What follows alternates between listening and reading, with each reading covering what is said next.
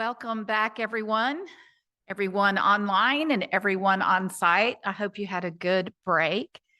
Just a brief announcement that after Dave speaks, we will have some breakout sessions. We'll obviously here on site, there's not that many of us, so we'll be able to just where you're sitting. Online, you will be offered the chance to go to a breakout room and have a discussion and come back. And these will be brief times. And then at the end, the complete end of Dave speaking, we will have a question and answer time.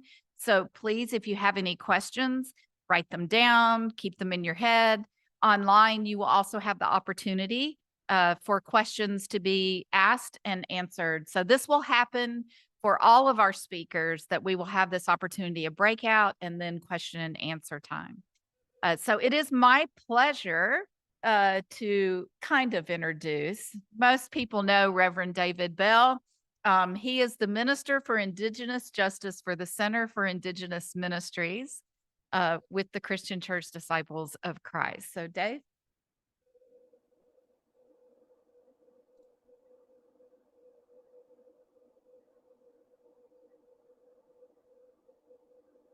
Hey, Lori. I think trying to introduce me can be a bit of a mouthful. Oh, yes. Well, it's good to be with y'all. And it's good to be in this space at this time after not being here for a few years. And we all know what that's all about. So it's great to be here. It's great to be in Tulsa. It's wonderful to be in a space where the wind just blows different than it does at home, and where the sunrise at this time of year just looks and feels different and has its own voice. And recognizing this place is simply not my own. I turn to my elders, my Indigenous elders, and ask if I may have permission to speak in this place and space.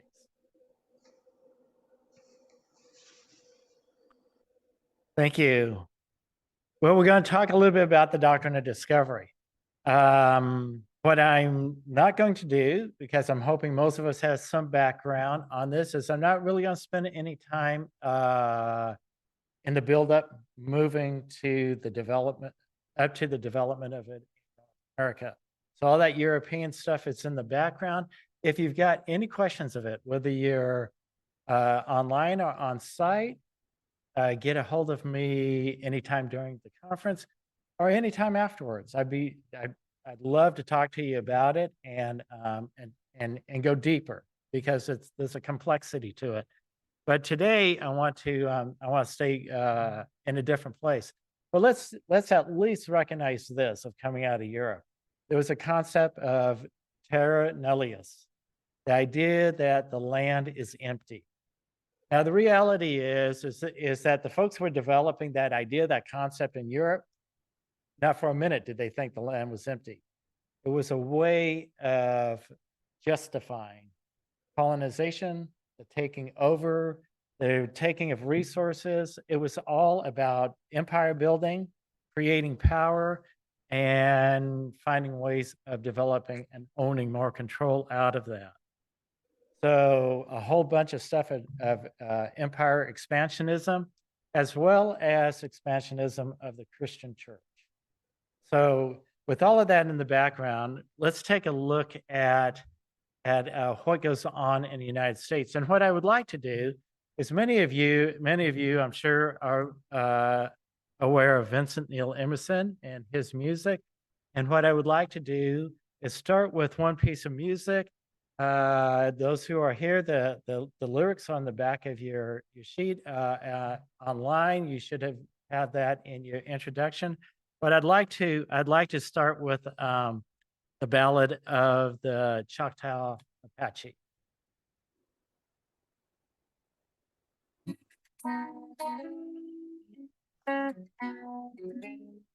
Well, East Texas wind goes whistling through the pines, and I followed it down to Louisiana. There is a tribe, and it ain't too hard to find, where the rich man came and flooded all the land. They had no mercy on the people old and young. They were blinded by the silver on their tongues. All the land that they take is to build themselves a lake. Well, that ain't worth all the lives you forsake. Well, 180,000 acres of ancestral land.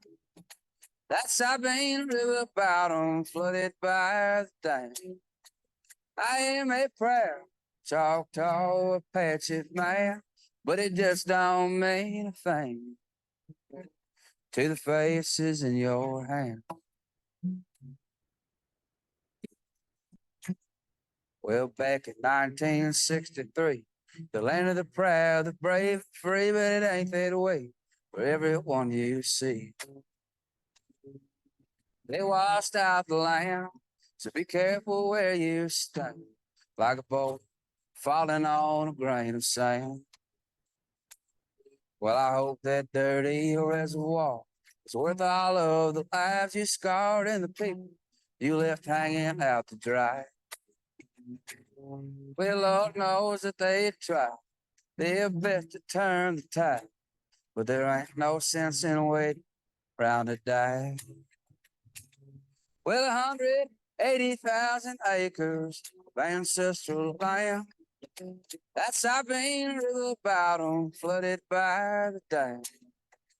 I am a proud Choctaw Apache man, but it just don't mean a thing to the faces in your hand.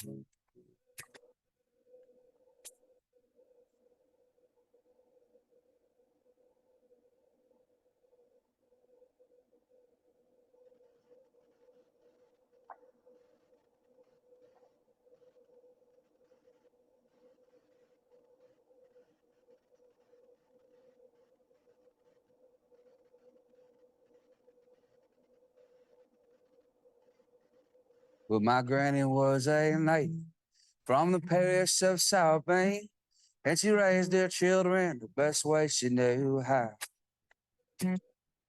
They lived off the earth back before the times of dirt, where they counted on the sea and the plow. But the crops, they all drowned in the water rushing down. Only 25 bucks an acre they were paid. Well, you take away their homes and you claim what you don't know. Well, I guess it's still the American way.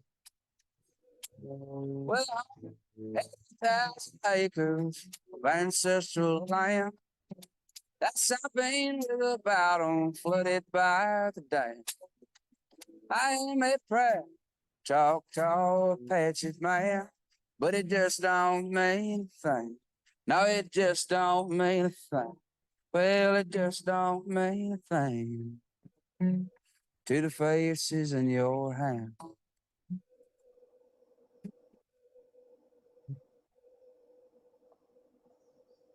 I'd ask you to remember the phrase. One of the phrases as we move on is that she raised her children the best that she can. There's a lot there in that one line that we often miss. But I'd like us to keep in mind, and what we'll keep going back over the next hour or so again and again, is to the idea of faces in your hand and 180,000 acres of ancestral land. Those two ideas. I believe there's no doubt in my mind that we all have the right and deserve a place and a space to raise our children, to take care of our elders, to be who we are, to have our own spiritual presence, and to be a part of the land. And yet, the history and in modern Canada and the United States, that simply is not the case. The doctrine of discovery has changed who we are. As a created people, as our creation, the doctrine of discovery has changed us in the way it's been used. And so we'll talk a little bit about this. There we go.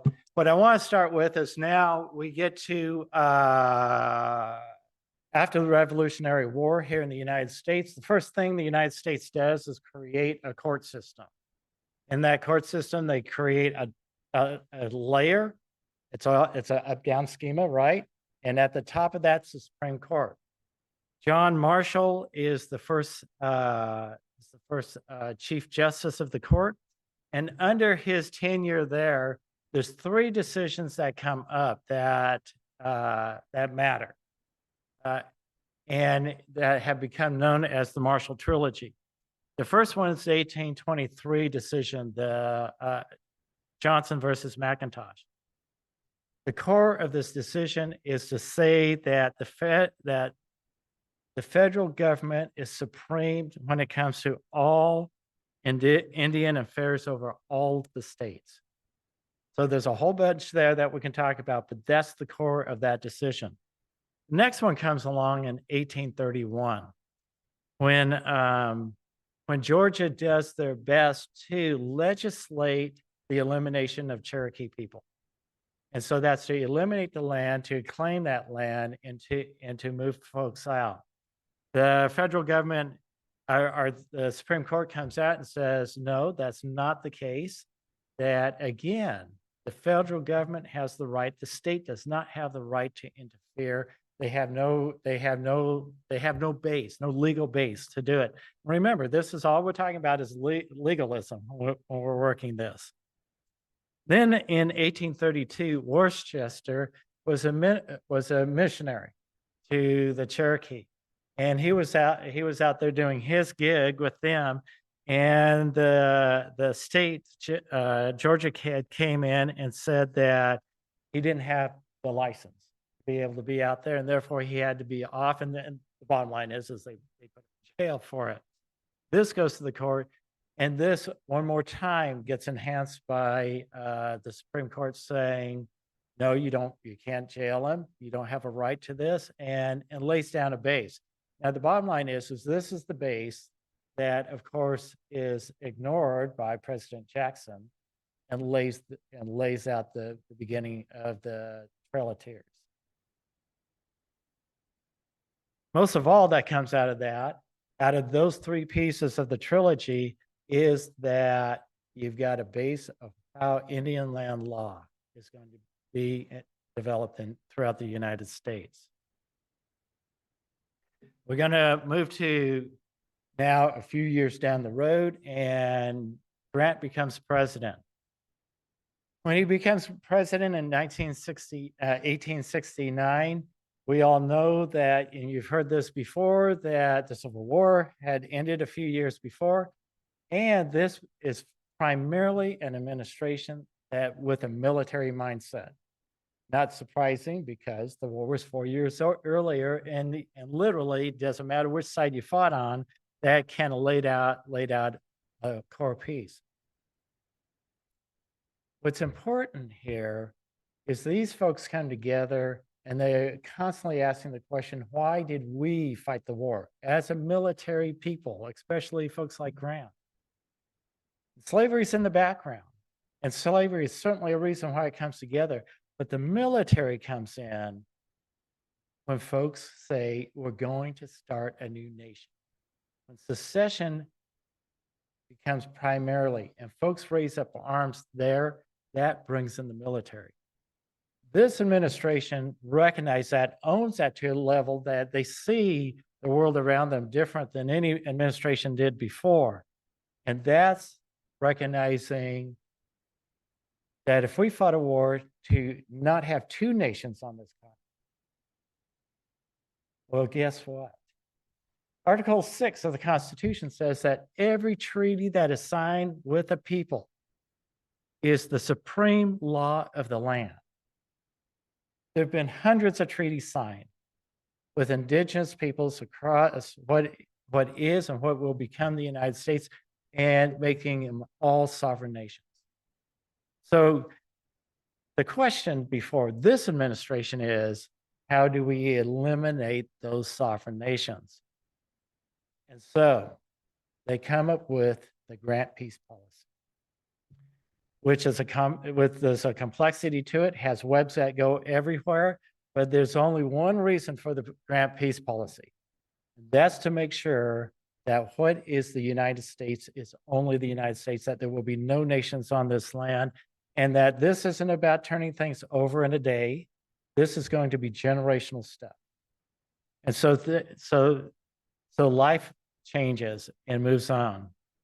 So we're going to look at the grant peace policy, at least. So that's going to be our beginning point. And we're going to look at two pieces going down through that: a land piece, and an identity piece as we go through it. So moving down that road is the first thing Congress does is go, we understand Article 6, no more treaty making. If nothing else, any other indigenous tribes, nations in this landscape, we are not going to sign another treaty. So we're going to stop that in its tracks. So as we look through this, is that we move on and recognize that what happens at the same time. Transcontinental Railroad is completed. This administration looks at that and goes, okay, for quite a while, folks have been moving across this country and very intentionally out of the 1862 Homestead Act of going out there and filling up the land with non-indigenous people, what we might call settling. So when we talk about the settlers and how that is worked, is recognizing the government is about colonizing the land by using settlers to do it. With the Transcontinental Railroad, it means we can do it even more so. So that the administration enhances this, but recognize that for the first time, and this becomes a piece that starts affecting non-indigenous people that are at that time and will become in the future. Because for the first time, remember, the war's over. Slavery was a part of that. Slaves are no longer slaves. And for the first time, Black folk become settlers. So much so that when we enter into this state here, it's between 1865 and 1920 that just in Oklahoma alone, over 50 towns and settlements are developed by Black folks in the state. Now, let's also be honest about what's going on as well, right? This is what is known as Indian Territory. There's something that's a little bit safer for Black folks to come in. So to recognize how that comes. But most of all is to recognize is that, again, it's about putting people into a place to eliminate indigenous identity and land. And so it settles in that way. By the time we get to 1887, Congress puts in the Dawes Act, or otherwise known as the General Allotment Act. And in this is to take indigenous land that is primarily reservations across the United States, divide that up, and move that into individual indigenous ownership so that it moves away from corporate identity to individual identity, which becomes a huge piece. So with a couple ideas, but one of the ideas is if the land is arable, all indigenous people, all adults will get 80 acres. The children will get 40 acres. If it's not arable, if it's more range land, they'll get 160 acres. But if that land can go into indigenous ownership, and you can get folks to start living by white ways, by farming and ranching in very particular ways, that they'll lose their Indianness and assimilate. The other pieces does this, is once all the land is given away to indigenous people allotted in that way, the remainder of it is open to settlement, corporate ownership, state governance. And so so that the general idea is by the 1930s, is 2/3 of all indigenous land in the United States has been lost.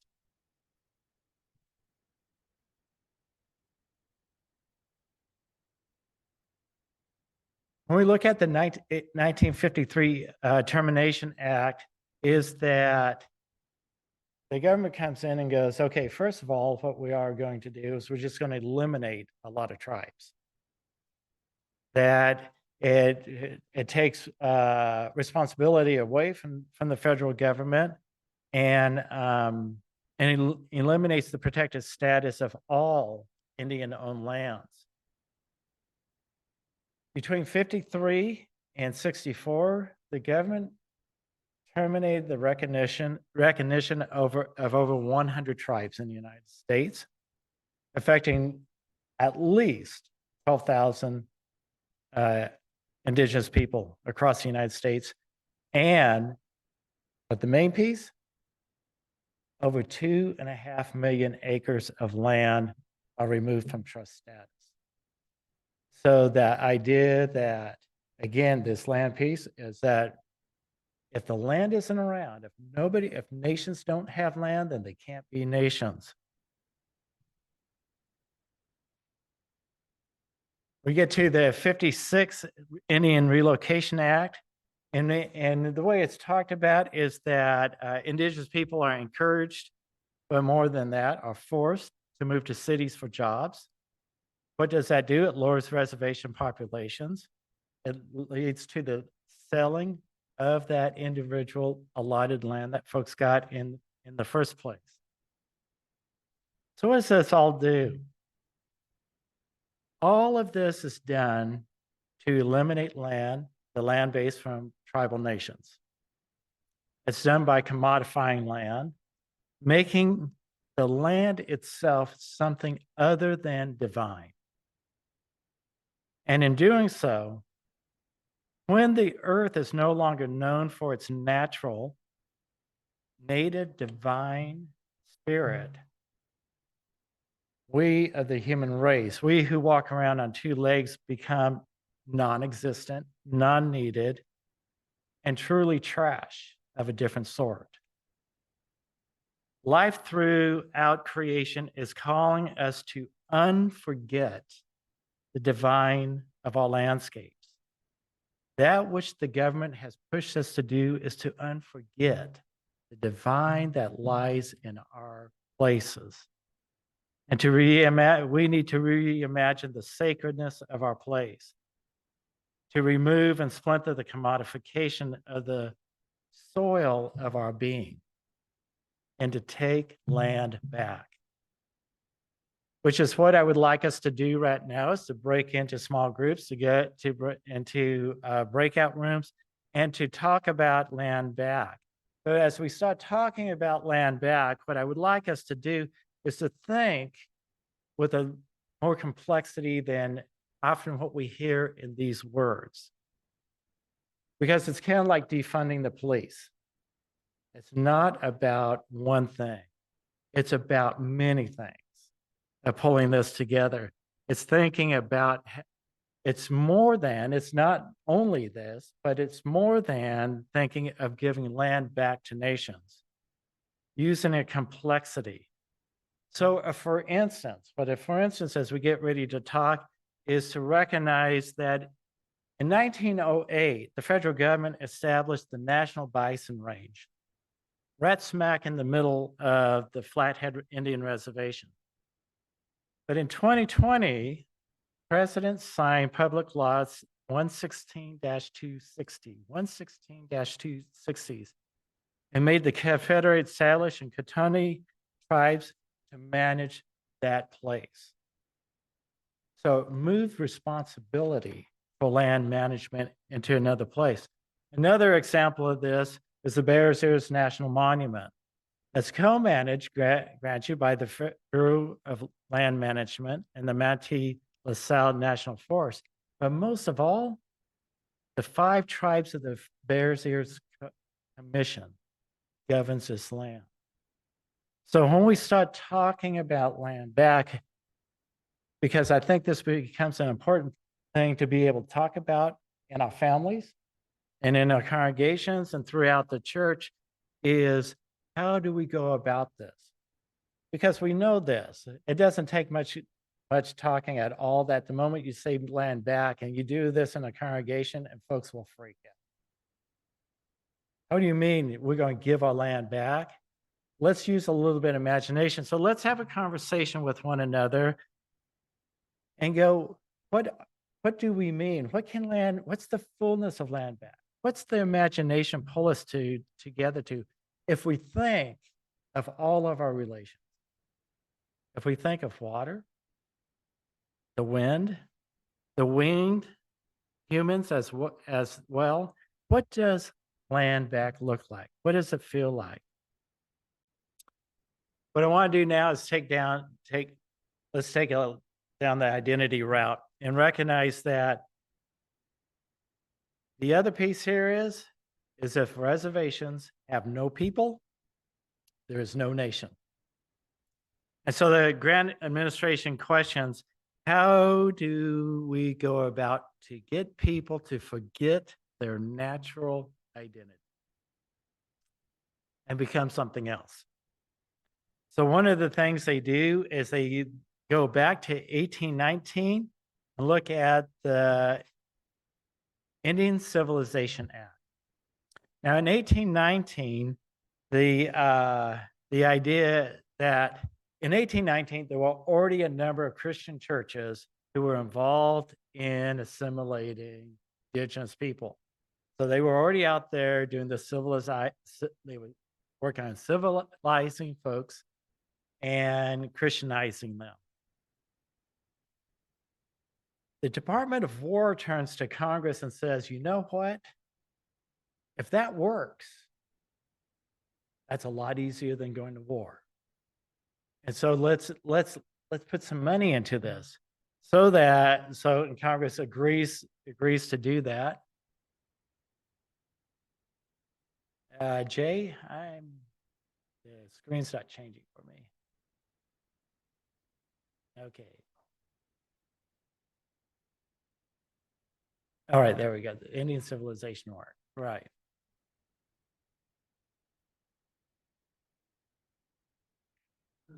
Okay, right. Now, here we go. We'll get back there somewhere. Right.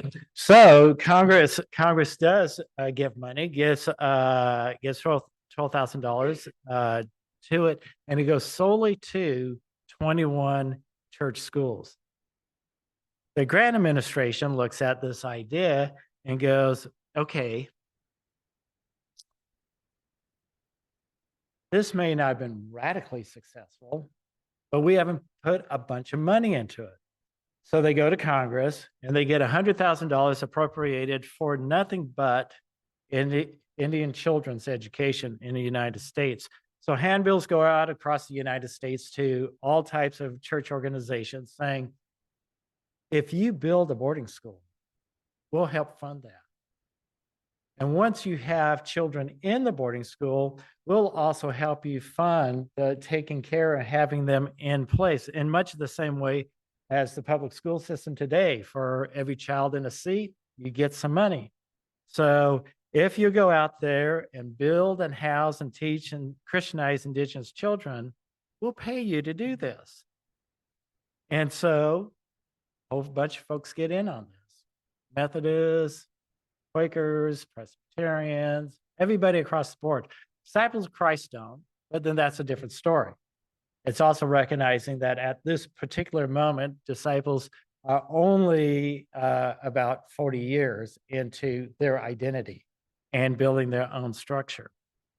Bottom line is this takes off. Now let's also recognize that in Canada, they pick up on this as well. And in 1876, they've got the residential schools going in place, but it's essentially this becomes a weapon to take people out. And it's recognizing how that does. So everything about the boarding school system goes in place. But as Richard Grounds would remind us back in 2015, is that one of the primary pieces that we're going to make happen is the elimination of language. And so that by 87, we make it the law that children will not be educated in their their natural language, but it will be in English alone. This becomes so embedded that by, for instance, 1896, when Hawaii is overthrown, is that the Hawaiian language is banned from all school instruction. And it's not done lightly. It is the type of thing that teachers visit the homes of children and remind those parents that those parents cannot talk to their children in the Hawaiian language at home. The idea is to eliminate. So when you start recognizing it's elimination of culture, elimination of identity, the removal of people. By the 1920s, our boarding and residential schools numbers are significant throughout the United States and Canada. And by the time, and as you look at these statistics, is that we see over 80% of Indigenous children by the 20s have attended a boarding school. In Canada, well over 150,000. But the question becomes, who are not included in these statistics? So to do that, we have to take a little bit of rabbit trail. And I promise we'll get back, mainly because it's formulated here. Otherwise, I wouldn't make any guarantees.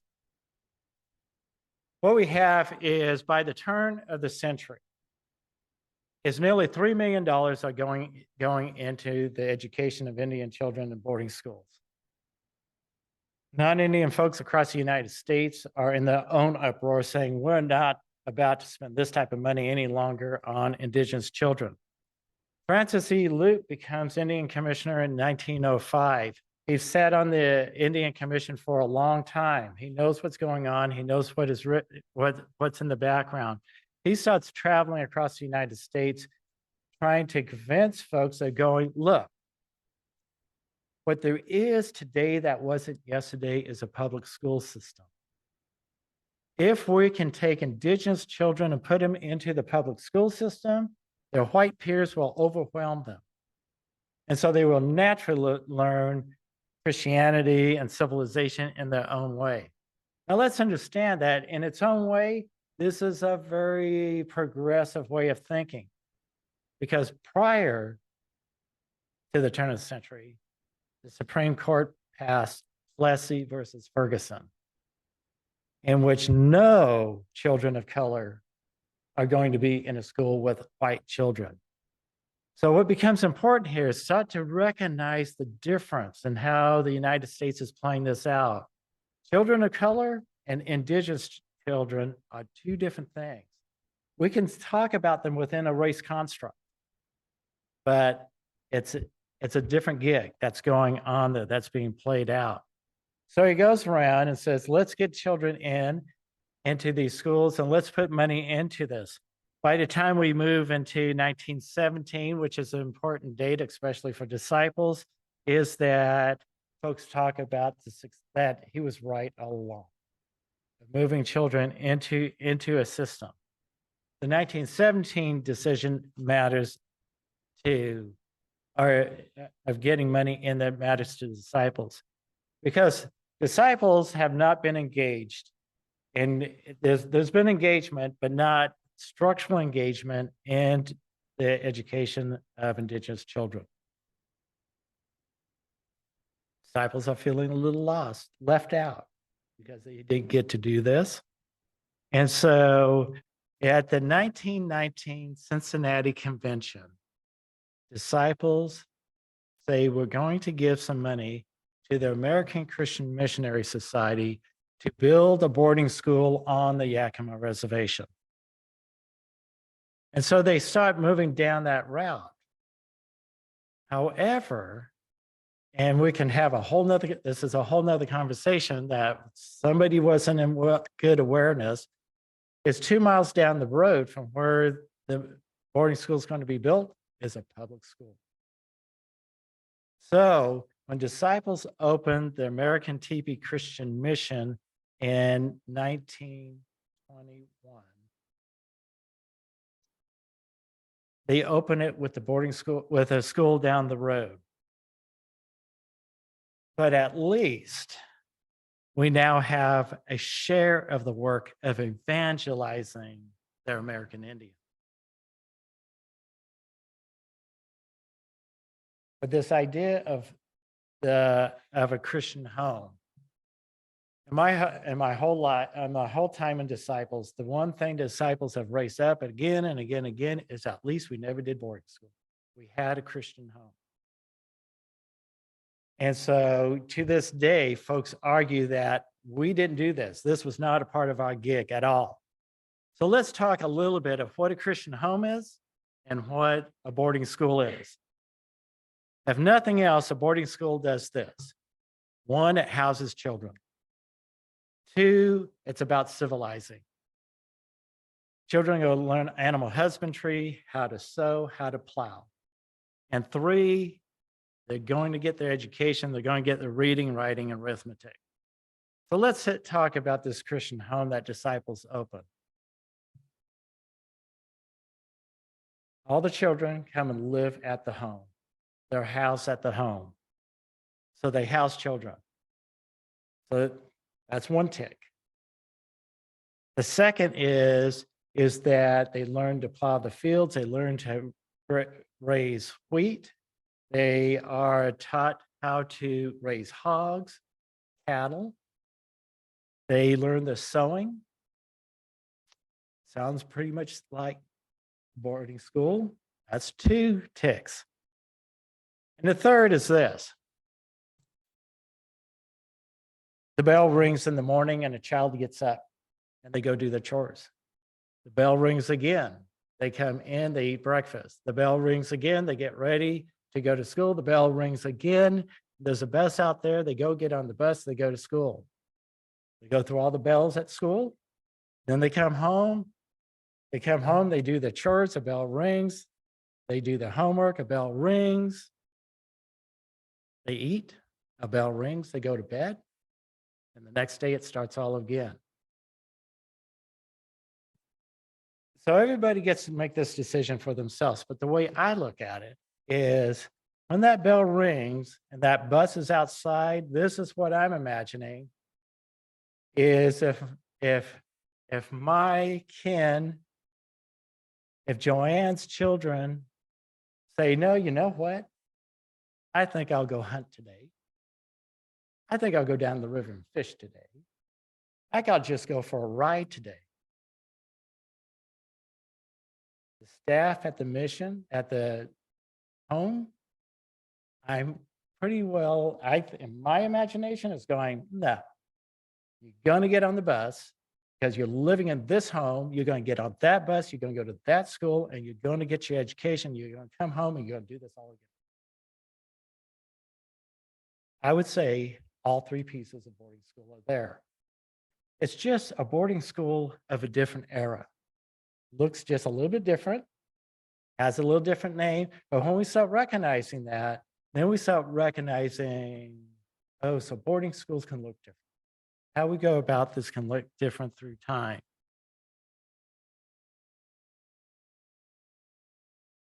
And so throughout, across the United States, there are organizations out there doing all different types of work of eliminating Indigenous identity and whose numbers are hidden from the statistics of who's in boarding schools and who's not.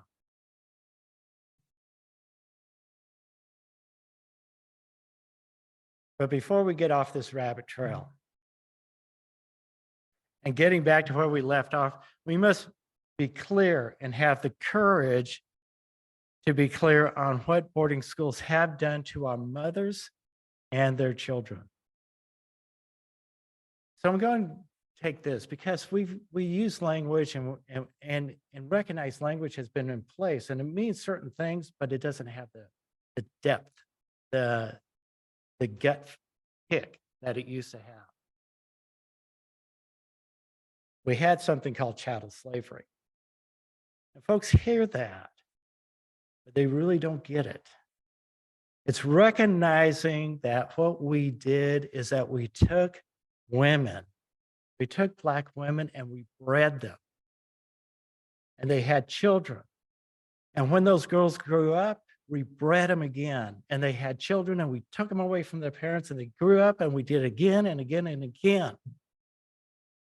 And what did we do in our boarding schools? You know, there's something about that word genocide that has just dropped down a little bit and we don't own it.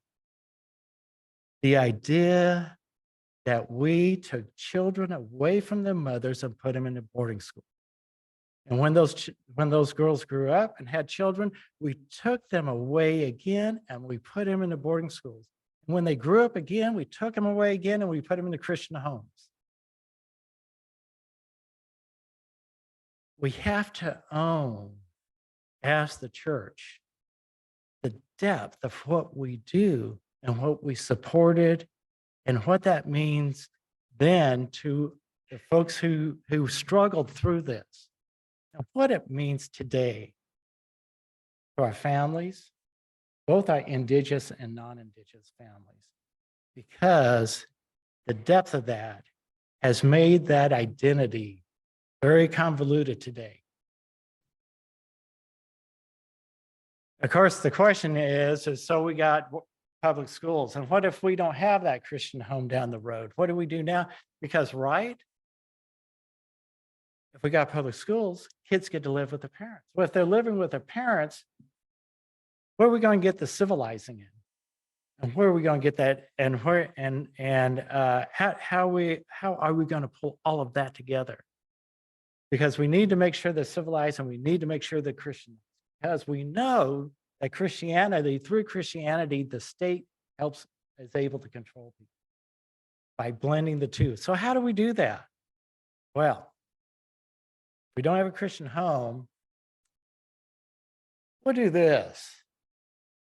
Every single time an indigenous child comes up for adoption, we're going to put them in a non-indigenous home, which for the most part means into a white home. And we're going to do that throughout the 20s and throughout the 30s and throughout the 40s. That way, we'll get Western education lived out by children. And we're able to do it through the 20s, 30s, and 40s. But guess what? We are getting an education. World War II comes along. We have indigenous folks who fight a war, who come home, who have a different way of being, a different way of looking at the country. And they're educated in a Western way. And they start going, hold on a second. We ain't buying these adoptions anymore. So as we go into the 50s, we start having an argument that that's going to end. So what do? OBIA comes along and goes, well, let's codify it. And so the Indian Adoption Project comes in 1958. And that comes into place to say, we're going to do it and recognize again, this is an exception to race matching and adoption. If you're a Black child, you're adopted into a Black family. If you're a Hispanic child, you're going into a Hispanic family. If you're an Asian child, you're going to an Asian family. But boy, if you're an indigenous child, we're going to get you back into those white families.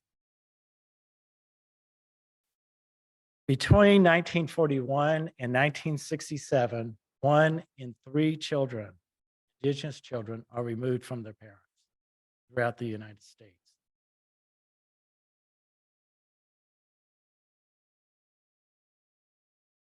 When we move into the 60s and 70s, well, again, that Western education is kicking in at a totally different level. We have indigenous folks who have college educations, and they ain't putting up with it. So we have the American Indian movement start, the Red Power movement, and we've got leaders who are being developed. We see in 69 to 71, the occupation of Alcatraz. In 70, the United Native Americans occupy Mount Rushmore. In 72, the Trail of Broken Treaties Caravan takes place. 73, the American Indian movement occupies Wounded Knee. 75, Native American protesters take over the Bonneville Power Administration plant. In Portland, power is being taken to end adoption policies. And so for the first time, folks listen a bit, and we have the Indian Child Welfare Act of 1978. And so that's what we've been under since then. It's been considered a gold standard across the United States. States throughout the US have adopted this, and a number of them have made this core into the way they adopt children. However, last October, this went before the Supreme Court. And they hear about the Indian Child Welfare Act, and it's based out of Judge O'Connor's piece of saying, oh, well, this is all race stuff. Well, we can sit down and have a conversation. If we could have a conversation before that happens, let's go, well, yeah, it is. Let's talk about our history. Let's talk about what has happened. But the reality is that coming out of that, it changed. It's what can happen to this, and where this can lead us.